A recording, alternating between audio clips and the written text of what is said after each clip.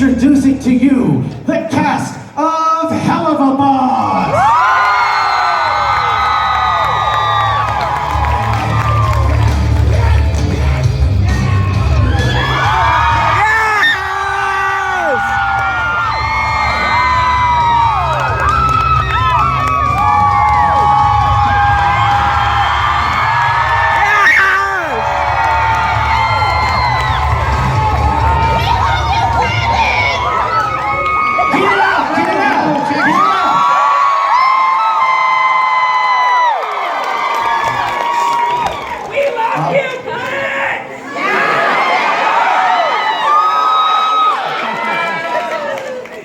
All right, this is the way it's gonna work. We got some people lined up to ask some questions.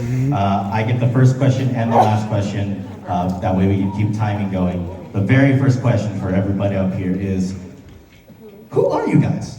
Would you, bitch? Would you? That is me, by the way.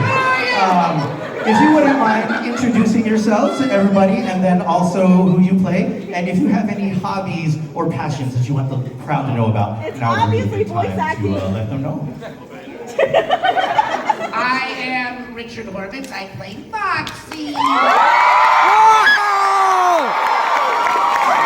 Hey, Crim, Moxie's dad. And to my right is my good friend. Hello, my name is Bryce Pinkham, and I play Stolas of the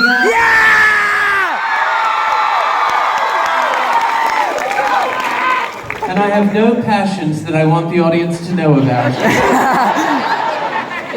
I like pie.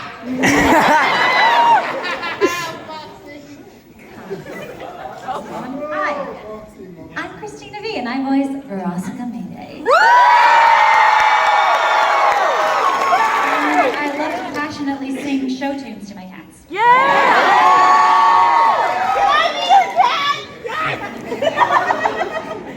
I'm Erica Lindbeck. I play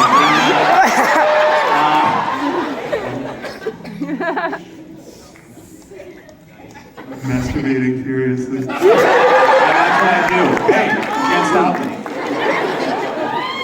He's doing it right now. Not with my hands, but not with what you think. Is this on? Yes. Hi, my name is Erica Lindbeck. I'm voicing Nana.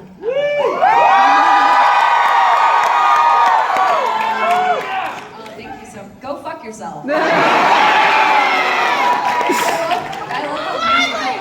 love how I get to meet everyone.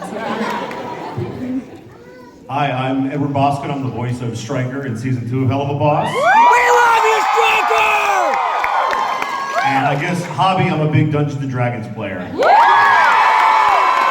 you, Stryker! Roll for initiative! Fighter.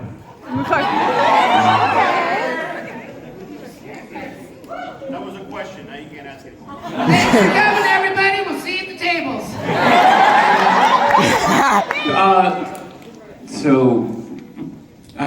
Do we have a... Where do y'all think we go when we die? We're just going with questions. Where do we go? Oh, Questions right here. oh, all right there. When we're in hell, doing karaoke, what would your characters be singing? Moxie would be singing Phantom of the Opera. Stolas would be singing Starman by David Bowie. Verosika would sing Die Young by Kesha. I Need It Now by Veruca Salt.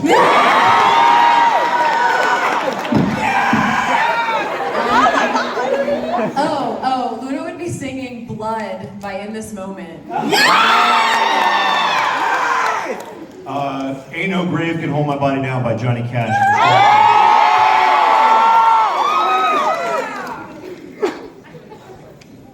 Hi, Richard. How are you doing? Good. How are you? Great. Thank you. Good. Yeah, you're awesome. Who are you?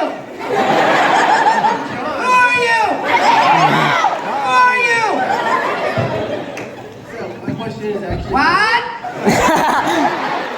My question is for everyone except for Richard. What?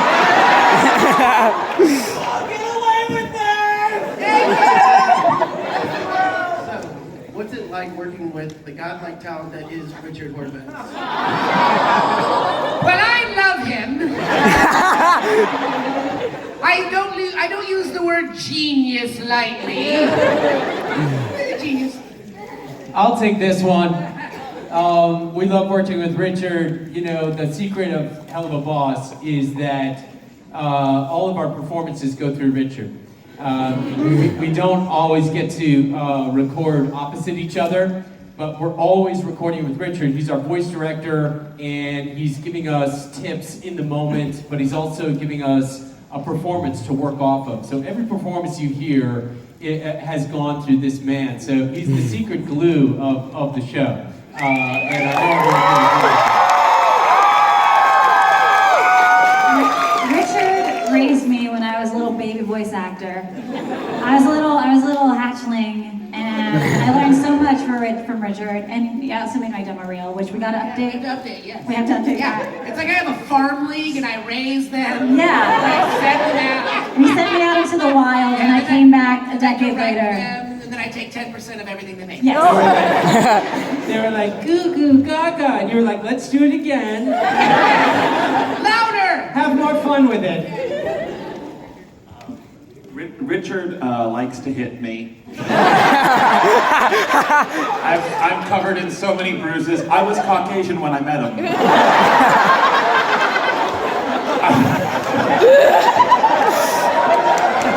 What did I say? He's they already covered. He's a sticky, the thing that holds us together. And we love Richard. We do. He is also. He keeps us in context. There are so many moments where I forget if Blitz is supposed to be out of breath or how out of breath. And Richard's like, no, remember, he just came from robbing a place, so don't be whispering this take. I see Richard's like, okay, so next person. Next. I mean, yeah, I took Richard's class like years ago, and I remember like, I've said this to Richard directly before, but I think he came into this project as a performer, obviously an incredible performer, but the thing that impressed me the most about him was that when he got into the director's seat, he was working with some people who hadn't necessarily done voiceover before, and he never made anybody feel less than. Like, he never felt the need to like swing his metaphorical dick. Do you know what I mean? Like, well, I've been in this industry, but he's such an amazing collaborator, and that, I mean, I already had a lot of respect for him, but watching him work with everybody just cemented, you know, how incredible he is, like both as a performer and as a teacher and a director. Stop it, my metaphorical thing is embarrassing. You did this, fucker.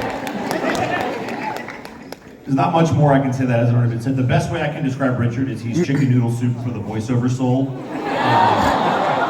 No, genuinely, he knows how to let you play, and that's his big thing, is letting you play pretend in the booth. He knows how to reel you in. But the freedom that he gives you, and it feels like a collaborative effort, you don't always get that when you work on something, and that's what's so special about Helluva Boss is Viv and Richard will let you kind of do whatever you want to do, and then pull you back when you go a little bit too far.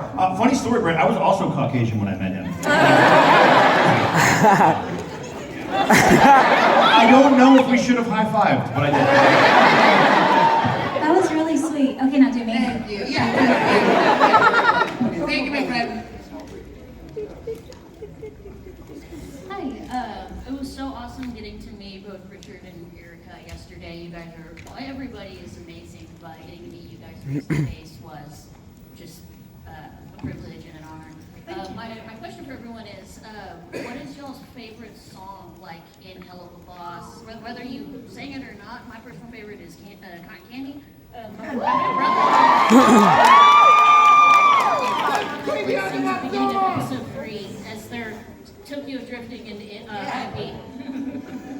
I guess I'll kick this one off. When Fizz sings "Fuck You," I love that. It's like my national anthem now.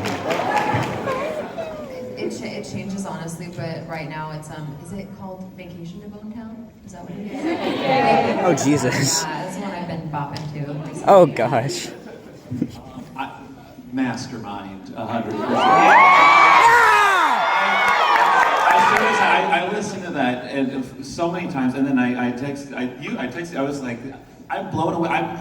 I've always been a fan of Bryce, but like this is the time I'm like like one of you to like I feel now like this is the first time I've seen Bryce since that episode came out, and I'm like fangirling this whole weekend.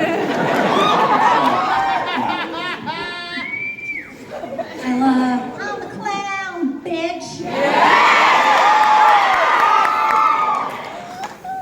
Yeah, mine changed. People ask me this at the table all the time, and I say that it changes by the week. Obviously, my favorite answer is the next song. I really love the way that Mastermind turned out. Thank you so much. And one of my recent favorites, I call it the motherfucker song. It's just all to you. I just felt like such got to sing in a way that I never get to sing. Motherfucker! That was my answer. I was going to say that song. Anything Bryce sings, really, is my favorite. I love everybody singing, but Bryce has these really emotional songs, and the one that always moves me is the one that he sings to Octavia. That was really powerful, and I usually sit in on the music sessions. I'm always kind of in the background, listening and keeping track. Things I keep track of are like making sure you stay in character as you're singing the songs, the voice stays in the song. But Bryce, I'm always like on listening because everything Bryce sings mesmerizes me. I think it's just really good. So, and for my songs, I like Oh Millie.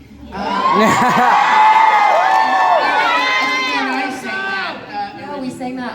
I voiced Millie in the pilot. And I ended up singing Millie. Yeah. Drip. Drip.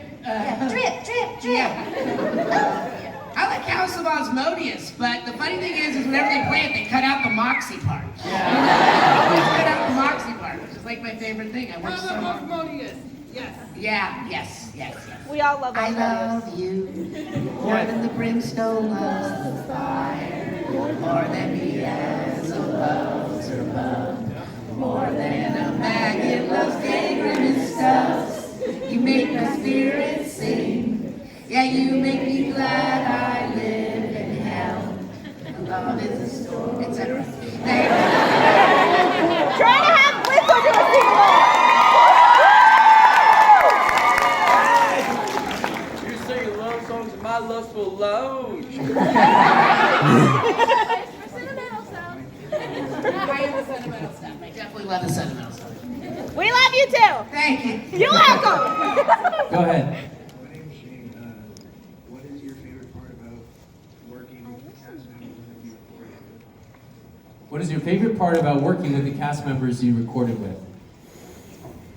Well, I'll say that I get to be lucky because I get to record with all of them. And so that's like one of the main reasons I wanted to jump on board Vivzi's train is that I knew that she was hiring like amazing talent, and I get the honor of like actually getting to do the scenes, as Bryce was saying, with everybody in the show. So that's literally my favorite thing I look forward to, is being able to, when all of our schedules work out, it's amazing because then I get to see and work with everyone. So that's my favorite part of the whole process.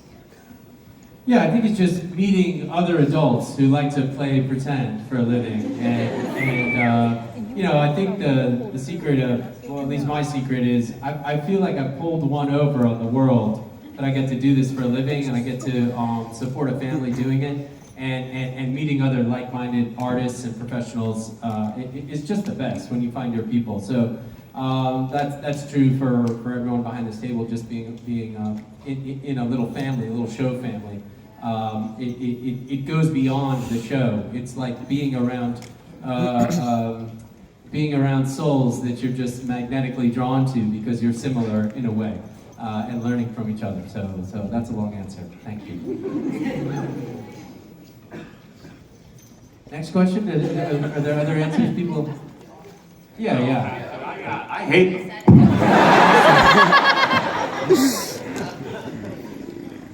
That's not true, Brandon.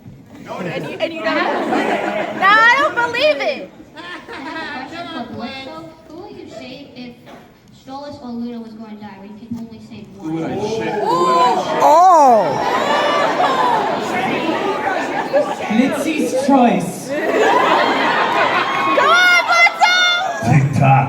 I think I would just unalive myself. I actually, because somebody would say, "Oh, maybe you might kill both of them." Well, at least it wasn't my choice.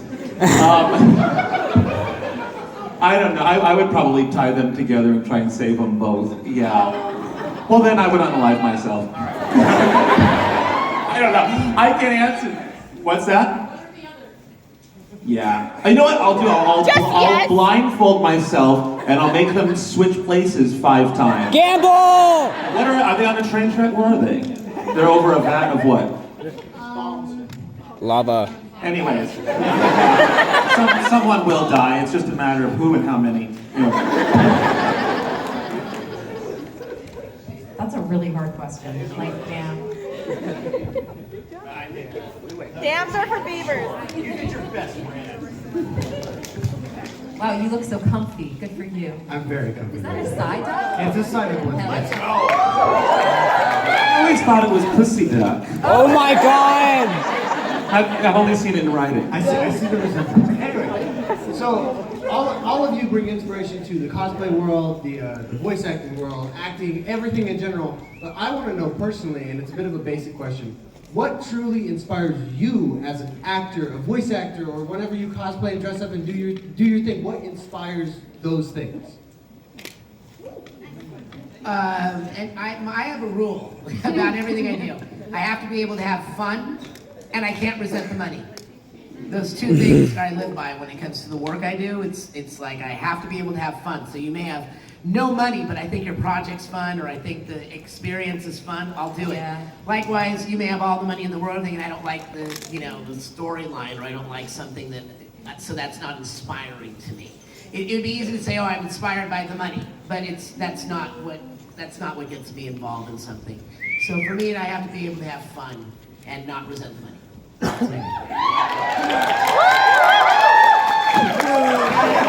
And to that also, because I was just thinking about this last night. At the Has-Been Hotel premiere, after the premiere, we went to this little tiny underground bar, a really little bar somewhere in Manhattan. We're all like this in the bar, and we cleared out a little tiny corner of the bar, and each person went up there and did some song from their career or from Has-Been, and they performed it like they had the sheet music there, and they're on the piano, and the energy in this room and the passion they were singing with, no one was getting paid to do that. Like, there is a sense of like, we all did get into this industry for a reason. It wasn't because we wanted to get rich necessarily. I don't know about some of these people, but I don't know about Ed. No, at the bottom, at the end of the day, we did this because this is if you're gonna make money doing something, it might as well be something you love. And so I think, and I've been telling that to everyone who says, do you have any advice? Just love it, don't fall. Because especially out in the YouTube world, YouTubers my age, they die out and they don't last long. And so it's important you just love what you're doing, because a lot of people just kind of lose steam after a while. So. Yeah, I agree. Like I truly just performing, acting is the only thing that has ever made sense or compelled me in my whole life. Like as far as any kind of work, I don't like doing things that I don't feel like doing, and that's never changed in my 32 years of being alive. But I totally agree. You can't get into this industry because you want money or to be famous. Like that can be kind of a side effect, like going to conventions or being able to sit in front of all of you, but like that's not why I got into it. I got into it because I felt impelled to do this, with my life. I like a side effect. May cause wealth.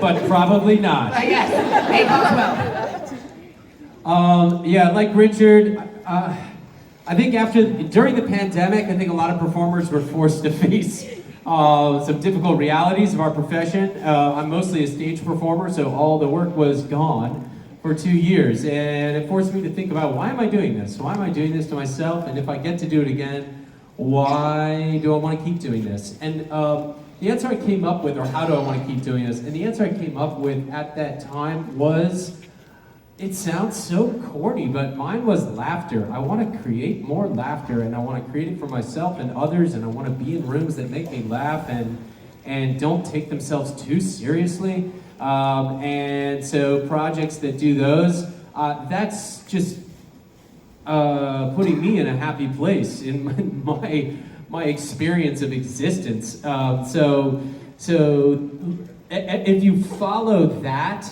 every now and then you'll find yourself in a really great position like we all do. Not that type of position. It's not a bindi. No. She's in the walls! Thank you. Nah, she not on the ceiling. Hi, I'm Bryce. My question is mainly for Richard, but everyone can answer. What was the process starting off when voice acting? Like, how did you get into it, and like, what drives you to do more? Me personally. We officially allow Richard to answer this on all of our behalf.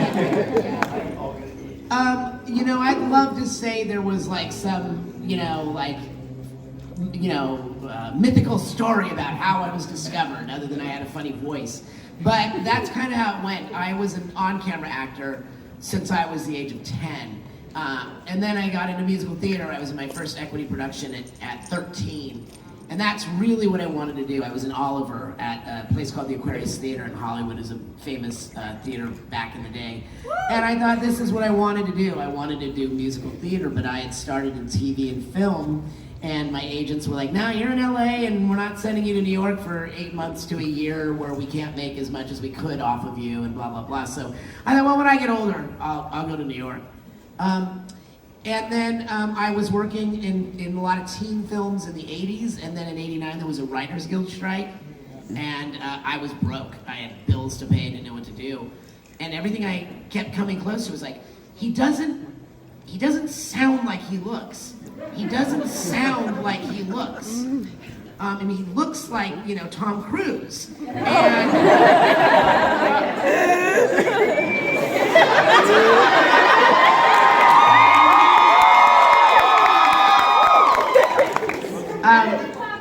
Yeah, thank you. That's really meant Tom Cruise. Okay, thank you. And so I was about to give up because I kept coming close to things and not getting them. And it was my mom, rest her soul, who said, knew nothing about the industry. Even though I was a child actor, she really didn't ever get that involved with it. She said, you should do that thing where people talk, voiceover. Yeah, exactly. And I'm like, well, okay. And I went to my agent that I had at the time, and I said, I'd like to do voiceover. And she goes, okay, talk to the voiceover department. And I did. And they go, well, you're going to need a demo reel. And back then it was an actual reel-to-reel demo. And I did it, and I started doing voiceover commercials. And within 5 years, I was in animation. So.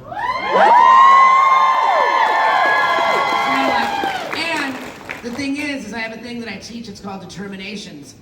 My dream was always to go to New York and work on Broadway. And now, in my 30s,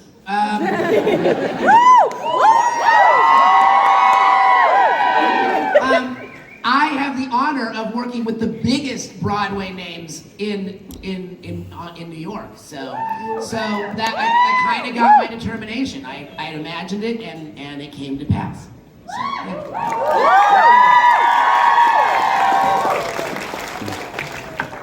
I was wondering what ways If you guys know the band Muse, what is your favorite song from them? I can relate to the primal rage that Luna has. I think a lot of people can. Yes, Gaga, yes. Yeah, I relate to her a lot. She's not hard to slip into. She's definitely like a very, she's a facet of myself that is very easy to reach. So. I am the queen of shitty exes.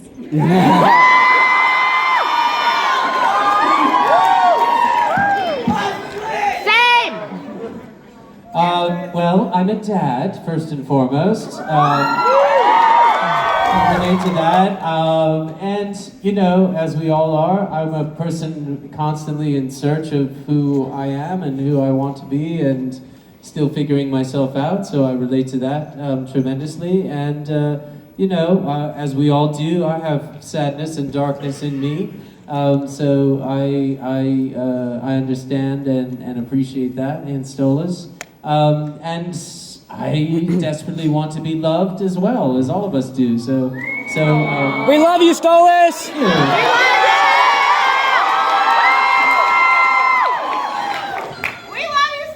We love Stolas. Not all of us love Stolas. Hold on. Not that good. You have a little bit of love. I kind of said it. I'm a musical theater dork, and Vivian didn't even know that about me. And that's one of the things that drew me to the project, was that Moxie's so into musical theater and gets to sing. But also because I have this love with Millie in the show that is like the love I have for my Millie, who travels with me to all these conventions. That's Kristen, and everyone that's come to our table has met Kristen. Kristen, wave. That's oh,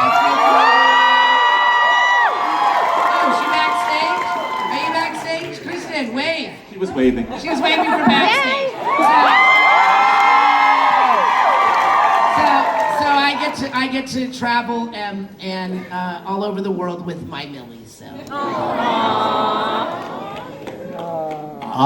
No, please. No, I would never. Brandon.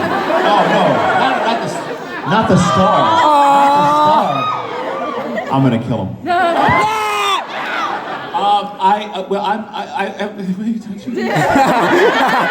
She got envious of us. We have matching nails, you guys. Oh, that's good.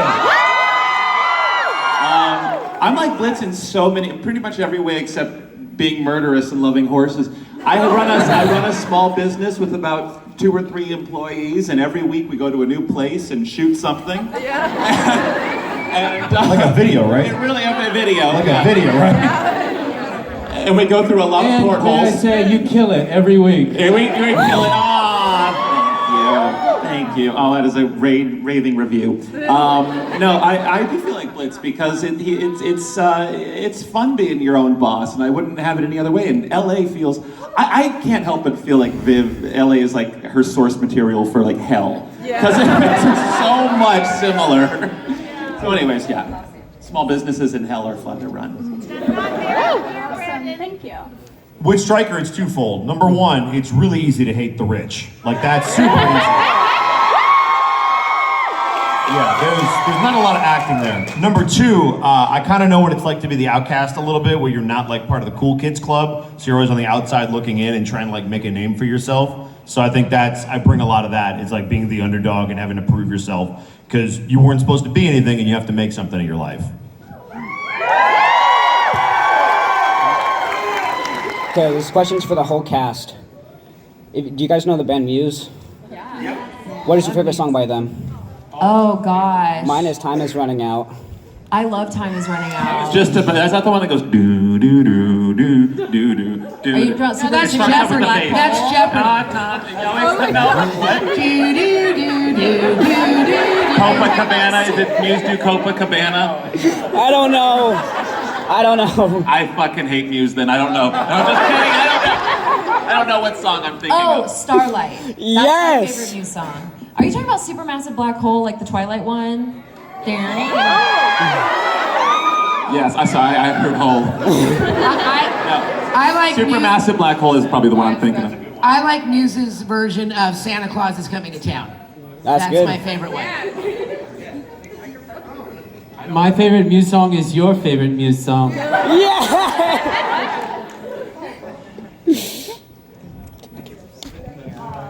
Screen it to people at school. I was trying to find every way, and then so imagine doing all these weird like video shenanigans, and all of a sudden a website comes along where you can just share it with the world. It was a no-brainer. I remember the YouTube account I still use today was made in my high school library. 2006. Anyway, yeah, it was. I would have been doing that stuff. I would have been public access because I don't think. Primetime or Does your high school library do like live showings now of your I wish. I think my school's trying to scrub my name clean. You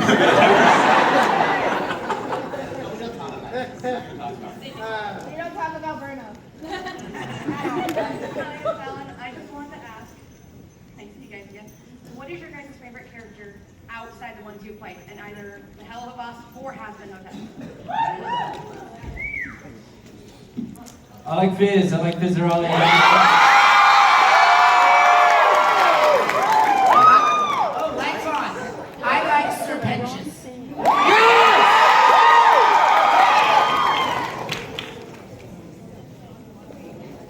I love Carmilla because she's voiced by Daphne Rubin Vega.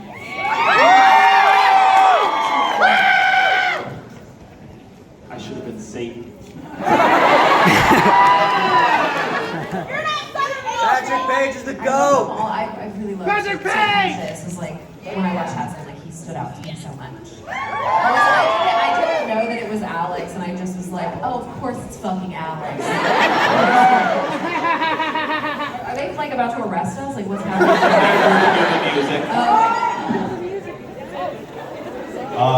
For helluva, I was gonna say Fizz, but I'll just put Bryce under the bus. Stolas is a really good character. Like it's just even though I want to kill you. For Has-Been, I'm a sucker for Lucifer. He's just such a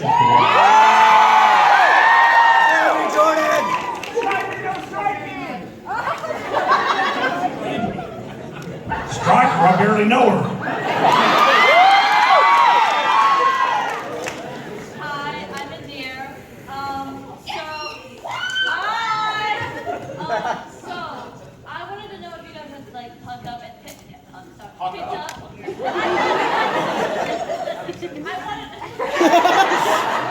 to know if you guys had picked up any mannerisms for your characters, like voice lines or just things they do. Yes, I'm just constantly telling everyone to shut the fuck up. The Starbucks barista gives me a coffee, shut the fuck up. Pulls me over, gives me a CD, shut the fuck up. It's street legal now, I can say it anytime I want. She has a certificate. I will say, I do have a question. Last session, we just did a session this week. I don't give a shit. I turned it off. Okay, there we go. The guy said, "Can you move your podium? You're blocking the GoPro that's filmed." And I just thought they put that there for, I don't know why I thought that was there, but I was like, oh yeah, do they reference what we do? Sometimes. A lot of it's just within behind the scenes. Okay. That we do. Yeah. Well, they have like a behind the scenes camera on us, but then Sometimes there's like a little one. yeah, sometimes they do reference your facial mode. So I think it's the other way. I think the characters mimic us. Because they're recording us for something. I've never seen it. Unless it's a dirty tape on the black market. Yeah, they're related to those drones that are flying. I know those drones. We do record news, so we won't talk about this. I insist. How much? We have a heavy investment in disinfectant.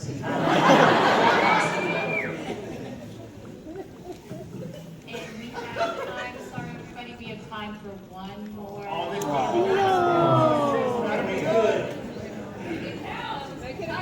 Sorry, if I start crying, it's just because I'm emotional. But this question specifically for Brandon, and like anybody can answer it.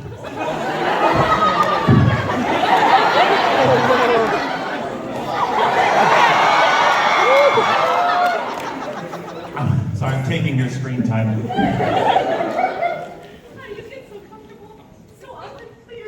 Because I have these assholes who are equally as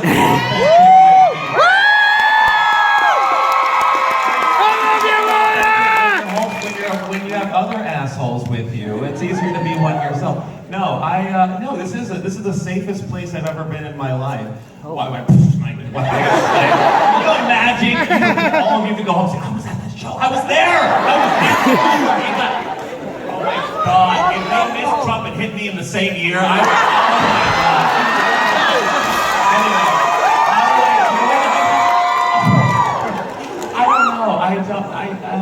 yeah, coffee. I drink so much coffee, I used to be Caucasian when I started.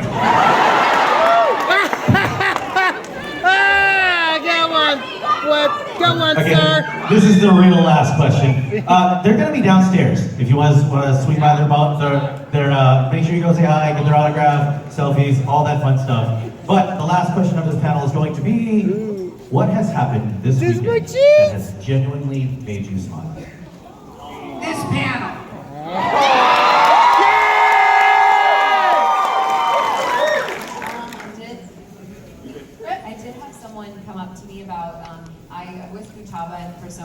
5, and they were talking about how like during the, and I've heard this story a lot, but it was during the pandemic, like right at the beginning of the pandemic, they picked up Persona 5, and like for those that have played it, it feels like you have friends in your TV, and like during a time, like how much that meant to them, and it made me cry a little bit. So it was just really sweet. I was like, the idea that I can be a part of something like that for someone that would make them feel like seen and like they have, you know, friends in the community is nice when like we didn't feel like we had any, we couldn't see each other. So yeah. We love you!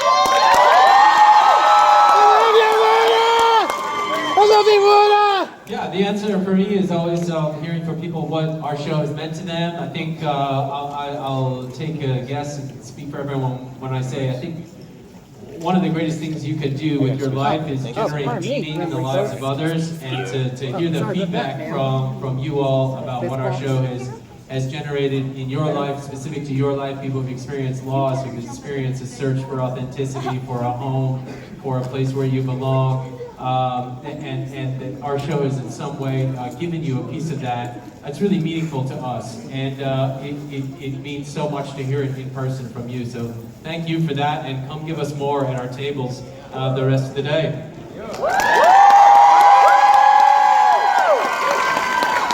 look like my sleep paralysis demon.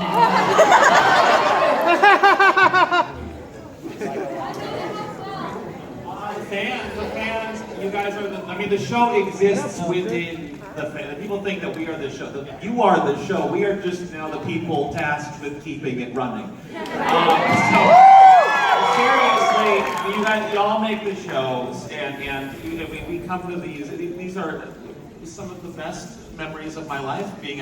Con culture is a very new thing in my life, as it is with some of the people here, and this has been just one. I never thought that doing YouTube videos would take me to a place like this. Also, I know this is promo work, so we love Anime 405. Thank you, Anime 405.